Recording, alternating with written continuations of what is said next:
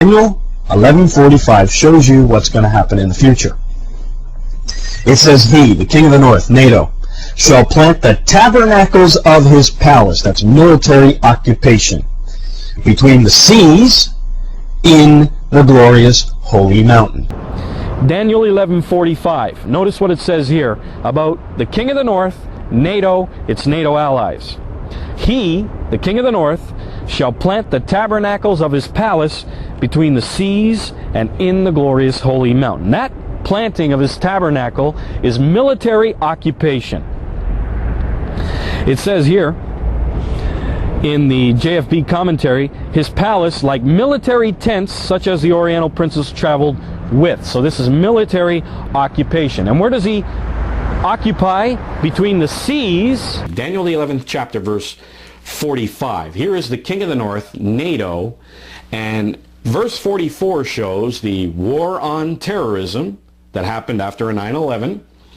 And verse 45 says, he, that's the king of the north, the president of the United States, plants the tabernacles of his palace, that is military operations, military bases, troop deployments, between the seas, that's the Negev desert, and in the glorious holy mountain. That is, of course, Jerusalem.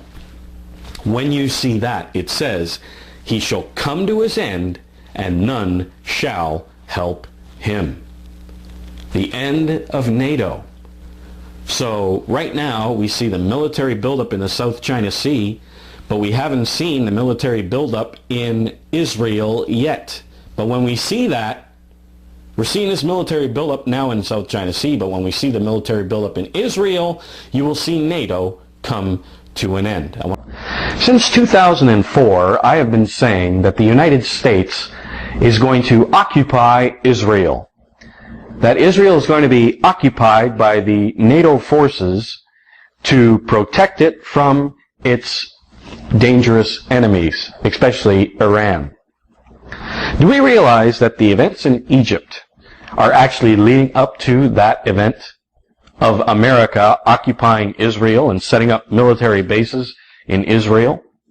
Now, I'm not talking about a radar base that they have there now where they're tracking ballistic missiles. I'm talking about military bases that they have in Afghanistan, the way they have it in Iraq.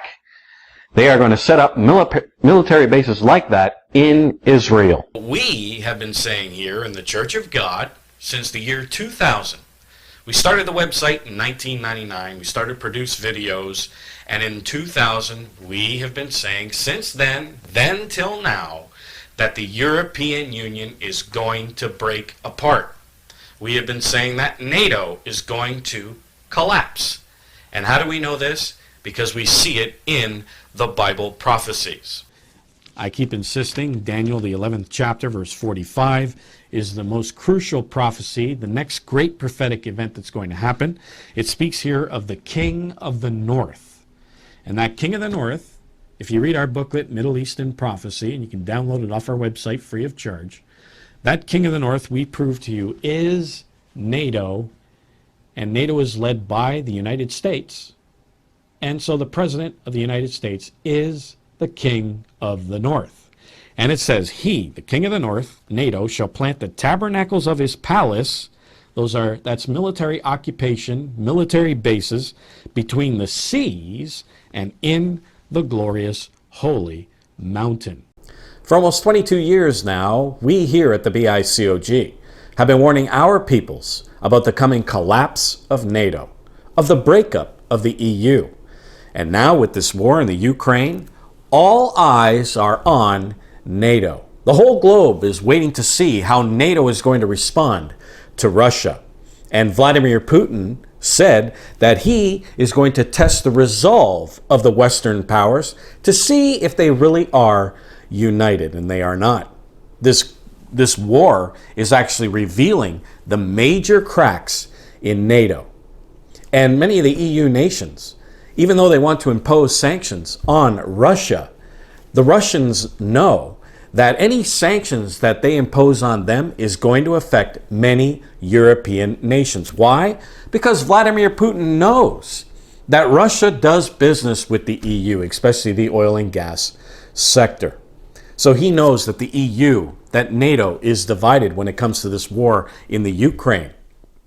And so he is testing the resolve of the Western powers, and he knows, Vladimir Putin knows that NATO, that there are major cracks in NATO. He knows that many of the Germans side with him. He knows that Turkey sides with him, that Turkey and Germany do lots of business with Russia. So he knows that there are major cracks in NATO. China knows it, and this war is revealing it. Now, I want to show you this clip by Laura Ingraham, and they talk about NATO and how divided NATO really is.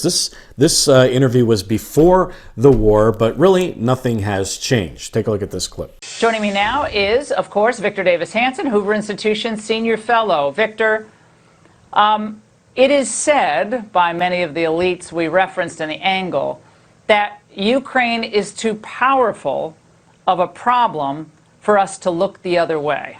And you say?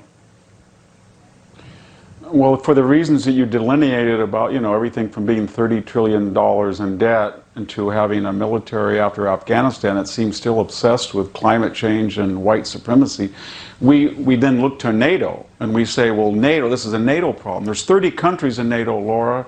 They have a population of 1 billion people. They're 7 times an aggregate GDP larger than Russia. If NATO is as powerful and as numerous as it is, then this is in their backyard. And yet we can't get more than 6 countries to spend what they promised, 2% of their GDP. The German people, according to Pew polls, they poll anti-American. That's the richest country in NATO. About 54% don't have a favorable opinion of us. The Turkish people, which has the largest army in NATO, are even more anti-American.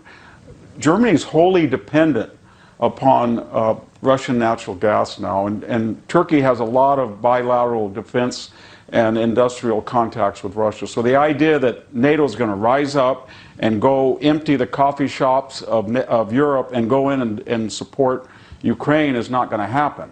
And as I said earlier, if Ukraine was a NATO member and it evoked Article 5, there wouldn't be a lot of people coming, and that would be the end of NATO. Yes, the NATO alliance is more divided than ever before. And the Allies are still upset with Joe Biden because of the Afghan pullout. That pullout out of Afghanistan made NATO look weak on the world stage. And it made NATO look leaderless. There was no plan when it came to pulling out of Afghanistan.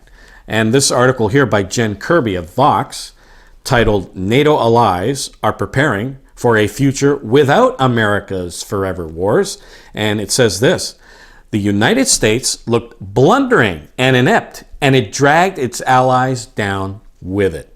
The allies are very upset with Joe Biden, and it showed the weak leadership that NATO actually has. And it's no wonder that former President Barack Obama said, leave it up to Joe Biden to F things up. And he did it in Afghanistan, and he's doing it now in Europe. And the European allies are looking for a future without America.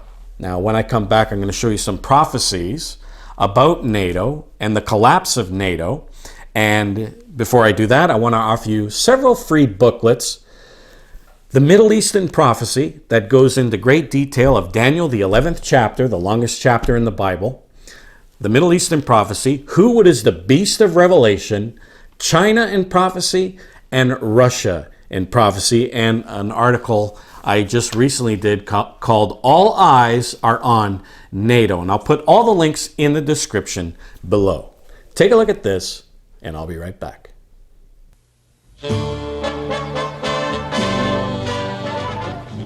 The richest, most powerful group of nations on earth, the United States and British Commonwealth are part of one of the most mysterious puzzles of all time. The prophecies of the Bible mention such small nations as Libya, Syria, and Ethiopia, but they seem to omit all reference to our peoples. How could such important nations be left out of inspired prophecy? This mysterious puzzle is unraveled in the full-length book, The United States and British Commonwealth in Prophecy. This book reveals the true identity of our peoples from the pages of your Bible, and yet it goes beyond past history and shows you what to expect in the future. For your free copy of The United States and British Commonwealth in Prophecy, log on to our website at britishisrael.ca for your free download. In Daniel the 2nd chapter, here we see King Nebuchadnezzar, the king of Babylon, and he had a dream that troubled him. He saw a great image in the plain, and this image had a head of gold, and it had chest and arms of silver, a torso of brass, and 2 legs of iron. And then down at the feet and toes, we see iron with clay. Now, all biblical commentaries will tell you that the head of gold was Babylon, the chest and arms of silver were the Medo-Persians, the torso of brass was the Greco-Macedonian Empire, and of course the legs of iron is the Roman Empire. But then we get down to the feet and toes, and it was part potter's clay. As it says here in Daniel the 2nd chapter, verse 41, whereas thou sawest the feet and toes part potter's clay and part iron, the kingdom shall be divided. Now, what is the potter's clay? We all know that the iron is Europe, the old Roman Empire, Middle Europe. What is the potter's clay? And now this is in the context of nations. If we go to Jeremiah, the 18th chapter, verse 6, it says this, O house of Israel, cannot I do with you as this potter, says the Eternal? Behold, as the clay is in the potter's hand, so are ye in my hand, O house of Israel. So the potter's clay is the house of Israel with the iron. And it says the kingdom shall be divided. Now this is the one vital key to understanding all Bible prophecy. Who is the house of Israel? And I'll put the link in the description below as well. I'll add this booklet to the list as well. The United States and the British Commonwealth in Prophecy. Where are we identified in the pages of the Bible? Well, we are the house of Israel. It was prophesied that Ephraim and Manasseh, the 2 tribes of Joseph, were to become a nation and a company of nations, and they were to have the name Israel. As Israel crossed his hands to his 2 grandsons, Ephraim and Manasseh, and he said, let my name be named on them. And they wear the name Israel. Ephraim was a company of nations. Manasseh, a great single powerful nation. And we have identified them in that booklet, The United States and Britain in Prophecy, as, of course, the United States and the British Commonwealth of Nations. We are the house of Israel. And we look at the other northwestern European nations like Sweden and Finland and so on. They are part of the other tribes of the house of Israel. So when we look at Daniel, the 2nd chapter, verse 41, it says, whereas thou sawest the feet and toes part potter's clay and part iron. Here we see Europe in alliance with the house of Israel. Obviously, this is NATO. And it says the kingdom shall be divided. And that's all we've seen in the history of NATO. Division everywhere. Even with this war, one article said how divided NATO was in its response to Russia's invasion of the Ukraine. Division everywhere in NATO. And it says here, the kingdom shall be divided. So we are down at the feet and toes, part potter's clay, the house of Israel, and part iron, Europe. This is NATO. This is where we are right now. And then it says, but there shall be in it of the strength of iron, for as thou sawest the iron mixed with miry clay. This is a different type of clay. And this is the miry clay and the iron, when they form an alliance together, they will fight Christ at his coming, as it says in the next verse, in verse 43, whereas thou sawest the iron mixed with miry clay, they shall mingle themselves with the seed of men, but they shall not cleave one to another, even as iron is not mixed with clay. And it says, and in the days of these kings, the 10 toes of iron mixed with miry clay, shall the God of heaven set up a kingdom which shall never be destroyed, and the kingdom shall not be left to other people. So the iron mixed with miry clay is going to fight Christ at his coming. So that means the potter's clay phase has to come to an end. And do we see that in the biblical prophecies? Absolutely. In Daniel, the 11th chapter, verse 40, Daniel 11:40 through 45 shows us that this is the potter's clay phase. And in verse 45 it says, he shall come to his end and none shall help him. That's the king of the north. He comes to his end before the tribulation.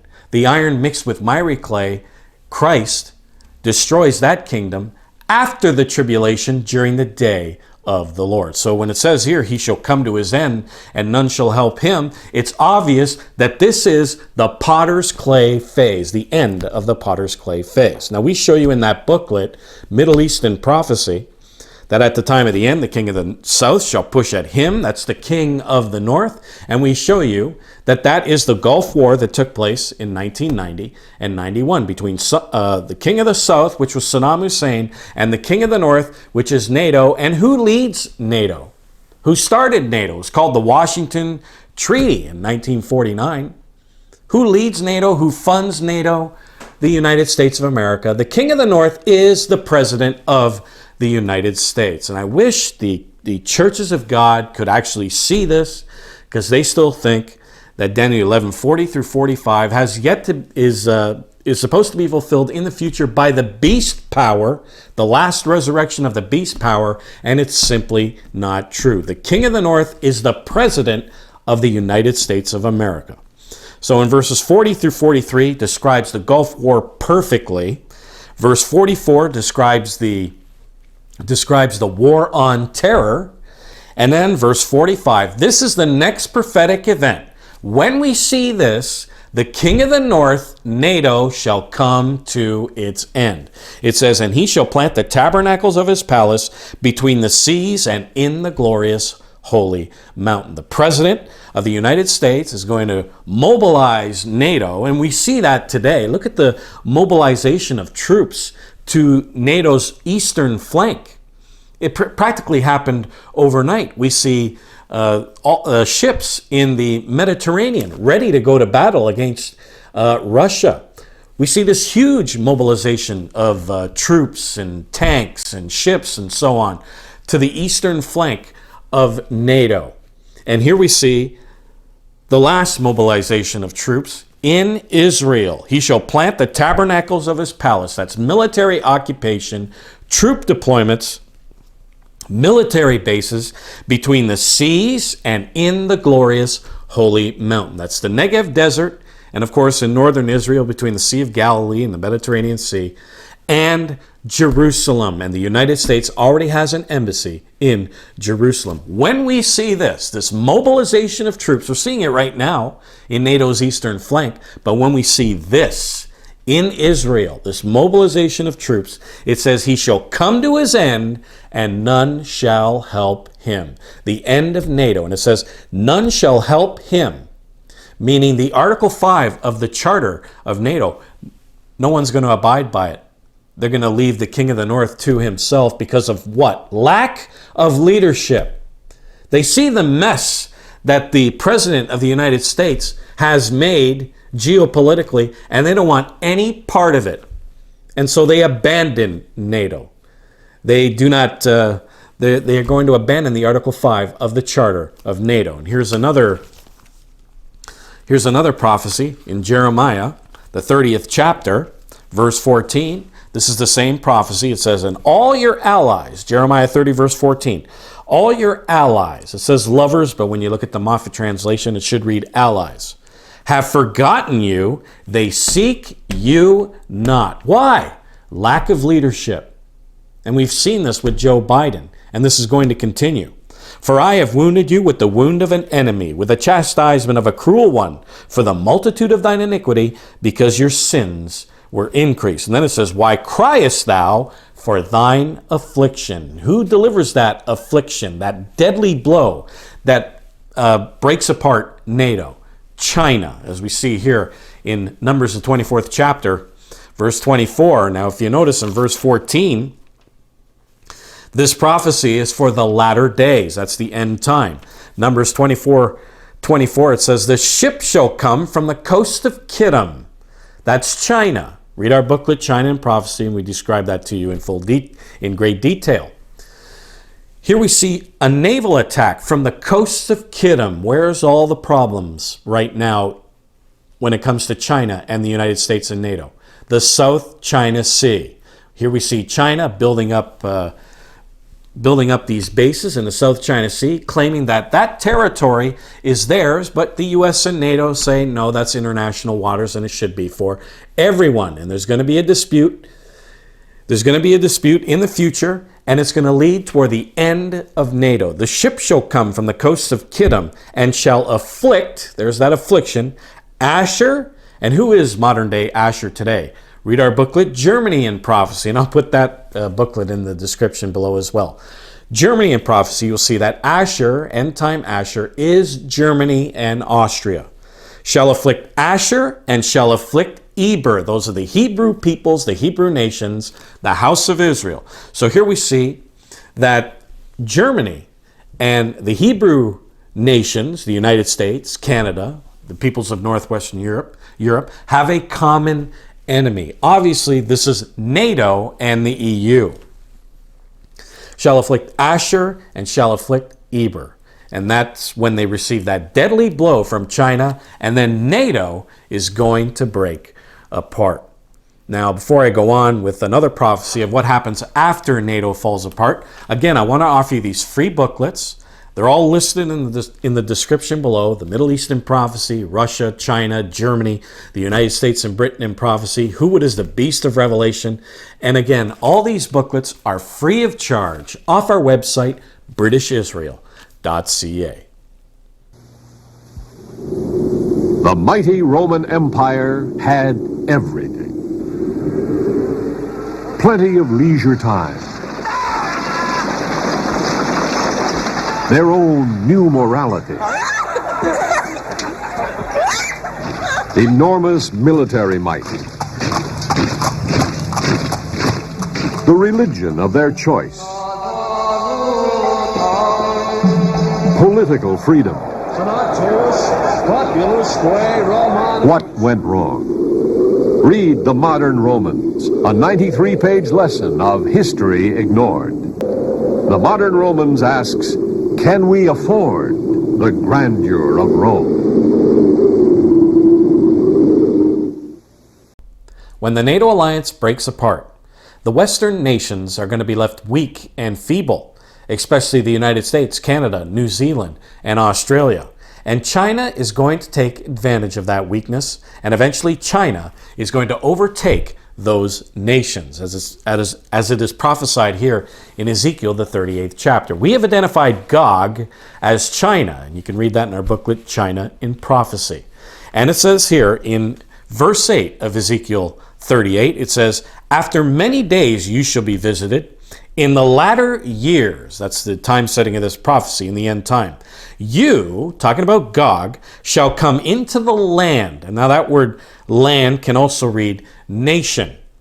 Into the nation that is brought back from the sword and is gathered out of many people. What nation calls itself e pluribus unum? Out of many, one. Well, the United States of America. And this is the prime target of Gog. He goes into a nation that is brought back from the sword and is gathered out of many people. And then it says, against the mountains of Israel. A mountain is a symbol of a nation. Here we see mountains, plural, of Israel. So here we see a nation and a group of nations that China is going to attack. And Ephraim and Manasseh, again, was prophesied to become a nation and a company of nations. Obviously, this prophecy is speaking of China attacking Canada, Australia, New Zealand, and the United States of America.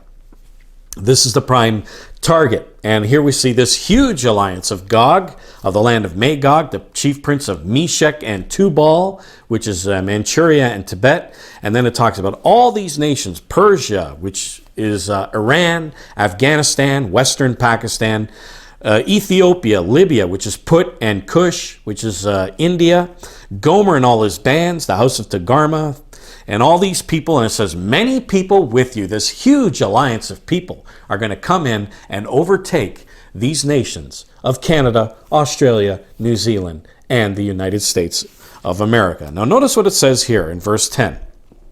It says, "Thus says the Eternal, it shall come to pass also, it shall also come to pass that at the same time shall things come into your mind, and you shall think an evil thought."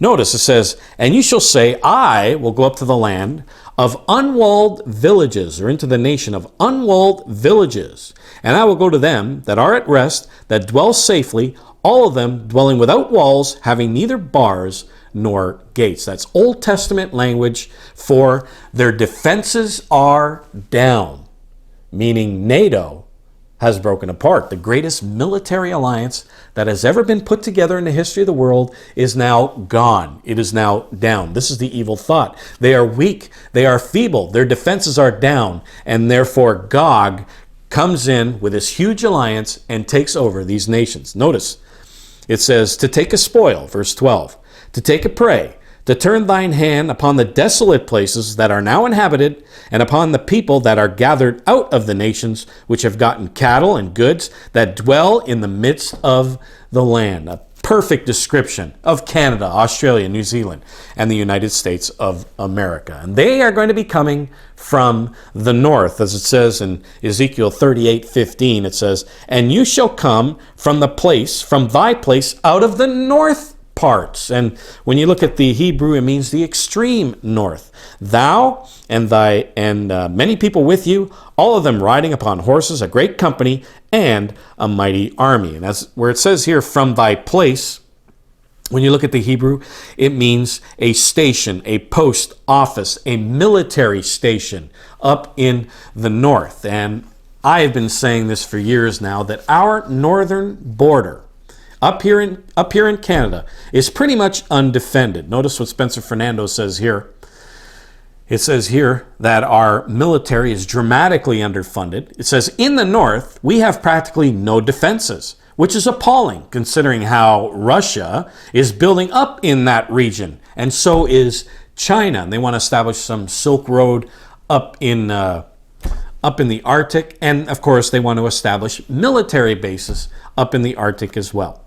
Canadians can often feel that we are far away from Russia, but the reality is we are quite close when the North is taken into account. Since Trudeau took office in 2015, Canada has somehow run nearly endless massive budget deficits without that money going towards strengthening our armed forces.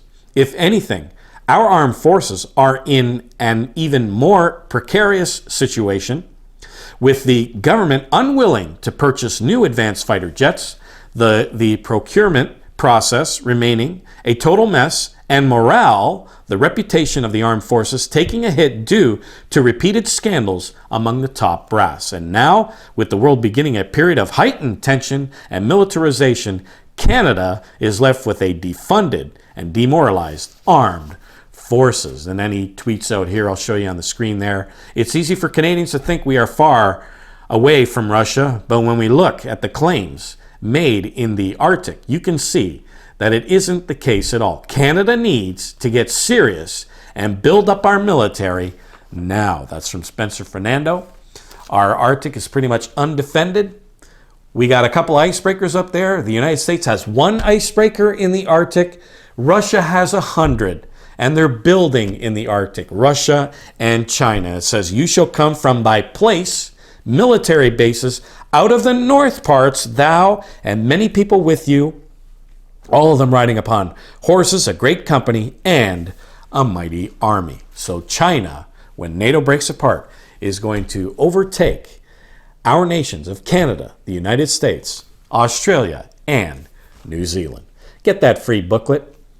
Who? What is the beast of Revelation? China, Germany, Russia and prophecy, all the other booklets that I mentioned, off our website, britishisrael.ca. And let's continue to do this work of the Watchman. Almighty God has revealed his prophecies to his church. So we have a great responsibility to preach those prophecies and warn our peoples what's going to happen unless we repent. And that way the church of God can stand before God and say to God, as it says in Ezekiel, the 9th chapter, verse 11, I have done what you have commanded me to do. Let's all do that work of the Watchman.